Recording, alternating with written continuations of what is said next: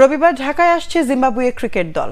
বাংলাদেশ দলের বিপক্ষে 5টি টি-20 ম্যাচ খেলবে জিম্বাবুয়ে দল। জুনে টি-20 বিশ্বকাপের প্রস্তুতি নিতেই জিম্বাবুয়ের বিপক্ষে এই সিরিজ খেলছে টাইগাররা।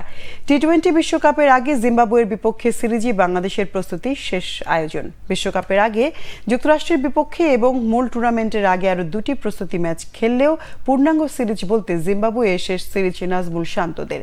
3 মে থেকে শুরু হয় এই সিরিজের জন্য রবিবার চূড়ান্ত দল ঘোষণা করতে পারেন গাজী আশরাফ হোসেন লিপুর নেতৃত্বে জাতীয় নির্বাচকরা। এই সিরিজের জন্য শুক্রবার থেকে চট্টগ্রামে অনুশীলন শুরু করেছে বাংলাদেশ দল। প্রাথমিক স্কোয়াডে ডাক পেয়েছেন 17 জন ক্রিকেটার। সেখানে আছেন বিপিএল এবং প্রিমিয়ার লিগে ভালো পারফর্ম করা মোহাম্মদ সাইফুদ্দিন, পারভেজ হোসেন ইমন, আফিফ হোসেন এবং তানভীর ইসলাম। মুস্তাফিজ স্কোয়াডে থাকলেও আইপিএলে খেলা থাকায় 2 মে দলের সাথে যোগ দিতে পারেন।